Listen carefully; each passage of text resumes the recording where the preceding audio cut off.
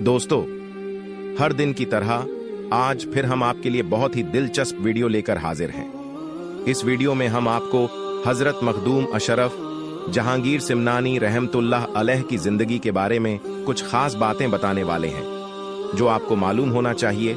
आपसे गुजारिश है, इस वीडियो को आखिर तक जरूर देखें। हजरत मखदूम अशरफ जहांगीर सिमनानी रहमतुल्लाह अलैह की विलादत मुबारक 712 हिजरी और मुताबिक 1312 ईस्वी को ईरान के शहर सिमनान में हुई। आपके वालिद का नाम सुल्तान इब्राहिम नूर बख्श है और आपकी वालिदा का नाम बीबी खदीजा बेगम है। उस अजीम शख्सियत को दुनिया आज मखदूम अशरफ जहांगीर सिमनानी के नाम से जानती है। हजरत मखदूम अशरफ के वालिद और वालिदा इबादत गुजार थे और अल्लाह के नेक वलियों में आपका शुमार था। हजरत मखदूम अशरफ जहांगीर सिमनानी के वालिदे मोहतरम वो सिमनान के बादशाह थे। अल्लाह ने आपको कोई औलाद अता नहीं की थी, इसलिए आप और आपकी अहलिया मायूस रहा करते थे।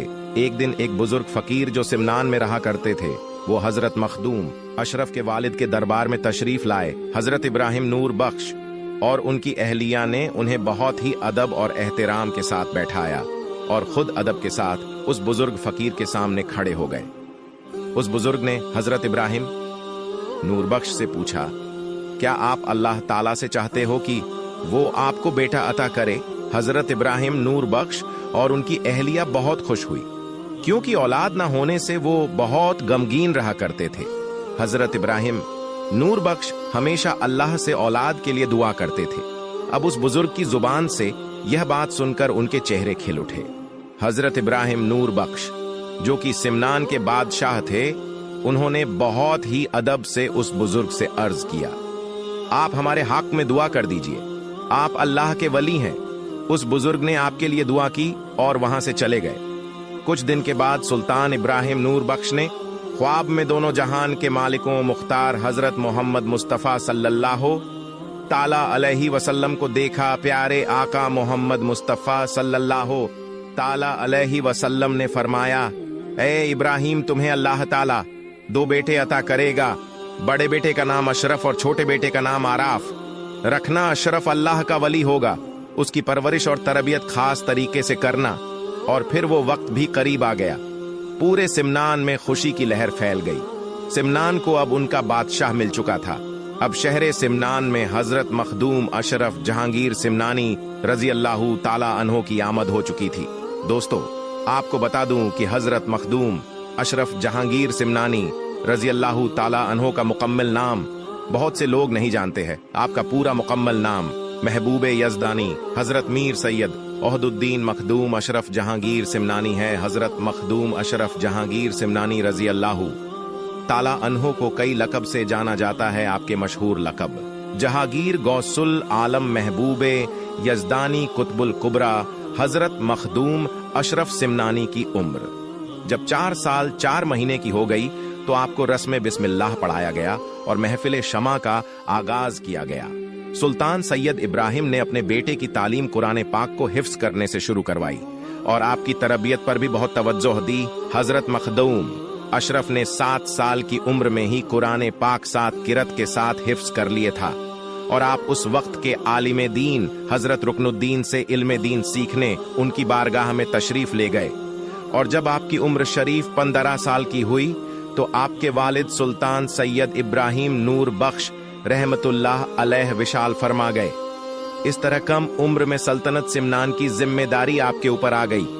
आपने 10 साल सिमनान में हुकूमत करने के बाद बादशाहत अपने छोटे भाई को सौंपने का इरादा कर लिया और अपनी वालिदा से अर्ज किया कि ऐ माँ, अब मैं सिमनान पर तो हुकूमत कर चुका हूँ, अब मैं अल्लाह के लिए दीन इस्लाम की खिदमत के लिए दूसरे मुल्क जाना चाहता हूँ।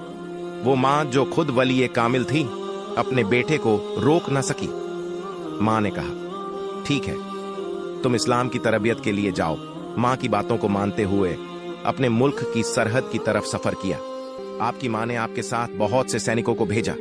आप अपनी माँ की बात मानते हुए सैनिकों के साथ सरहद तक आए और फिर आपने सैनिकों से फरमाया कि मैं किसी मुल्क पर कब्जा करने नहीं जा रहा हूँ, मैं लोगों के दिलों पर राज करने जा रहा हूँ।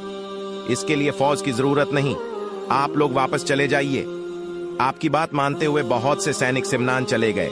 हजरत मखदूम अशरफ सिमनान छोड़ने के बाद बुखारा की तरफ अपने 2 सैनिकों के साथ चल दिए और आप सफर करते हुए 6 महीने के बाद बुखारा पहुंचे और समरकंद होते हुए भारत की तरफ आए। यहाँ उनकी मुलाकात मखदूम जलालुद्दीन बुखारी से हुई, जो जहानिया जहान गस्त के लक़ब से मशहूर थे। उनसे फैज हासिल करने के बाद उन्होंने ने बताया कि हजरत शेख अलाउद्दीन पनडवी, जो पश्चिम बंगाल में हैं, वो उनका इंतजार कर रहे हैं। 3 दिन के बाद वो पीर हजरत अलाउद्दीन से मिलने निकल पड़े। सैयद अशरफ जहांगीर जंगल नदियों को पार करते हुए आगे बढ़ रहे थे। इसके बाद आप लाहौर पहुंचे, जहां पर आप दातागंज बख्श की दरगाह पर पहुंचकर क़याम फरमाया और आपने उनसे भी कुछ फैज हासिल किया।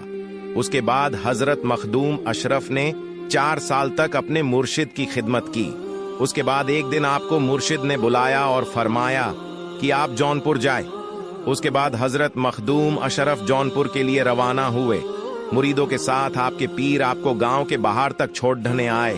उसके बाद आप जौनपुर आए तो वहां के लोग एक दूसरे से पूछते कि ये हसीन नौजवान कौन है। हर तरफ आपकी आमद के चर्चे थे। उसके बाद आपने मस्जिद में एतिकाफ की नीयत करके क़याम किया। हजरत मखदूम अशरफ ने भी वहां 40 दिन का चिल्ला किया। उसके बाद आपके मर्तबे को अल्लाह ने और बुलंद कर दिया। तमाम अल्लाह वाले हजरत मखदूम अशरफ को मुबारकबाद पेश करने लगे। यहाँ तक कि वलियों के सुल्तान पीरों के पीर शेख अब्दुल कादिर जिलानी रहमतुल्लाह अलैह भी वहाँ मौजूद थे। हजरत मखदूम अशरफ ने वहाँ इल्मे नज़ूल हासिल किया।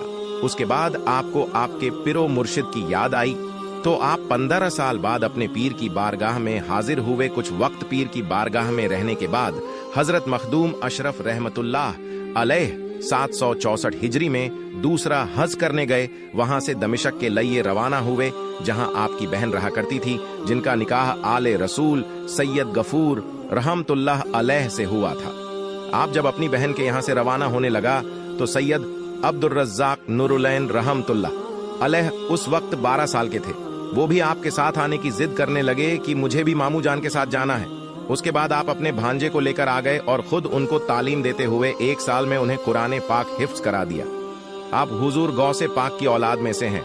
आज तक जितने भी अशरफी सैयद है वो अब्दुल रज़्ज़ाक नूरुलैन की औलाद हैं, क्योंकि हजरत मखदूम अशरफ जहांगीर सिमनानी रहमतुल्लाह अलैह ने शादी नहीं की थी और आपने अपने भांजे को अपना जानशीन बनाया। उसके बाद सफर जारी रखते हुए हजरत मखदूम अशरफ सिमनानी रहमतुल्लाह अलैह की चौचा शरीफ तशरीफ ले आए। आपके पास किसी चीज की कमी नहीं थी। आप अपनी जिंदगी में बहुत से औलिया अल्लाह से मुलाकात की और आप खुद हजरत ईसा अलैहिस्सलाम के नक्शे कुदम पर थे। आपने अपनी जिंदगी में बहुत से लोगों को गुमराही से निकालकर राह राज पर ला दिया और लोगों की दुनिया और आखिरत सवार दी। दोस्तों, आज भी किचौचा शरीफ में लोग अपनी परेशानी लेकर जाते हैं और फैज पाकर वहां से आते हैं। जादू टोना से परेशान लोगों के लिए ये जगह फैज का दरिया है। बड़े से बड़े जादू यहाँ खत्म हो जाते हैं। किसी भी तरह से आप पर बंदिश की गई हो या जादू किया गया हो, लोग आज भी इस दर से अपनी मुरादें पाते हैं। इस दरगाह पर बड़ी तादाद में लोग हाजिरी देते हैं। हर धर्म के लोग इस दरगाह पर अपनी मुरादें लेकर आते हैं और उनकी मुरादें इस दर से पूरी होती है। दोस्तों, इस वीडियो में हमने हजरत मखदूम अशरफ सिमनानी रहमतुल्लाह अलैह की जिंदगी के कुछ वाकयात बताए हैं। बस आपकी जिंदगी अल्लाह और उसके रसूल के मुताबिक थी। आपने अपनी जिंदगी में कई करामात दिखाई है। अल्लाह ताला की बारगाह में दुआ है कि अल्लाह हम सबको औलिया अल्लाह से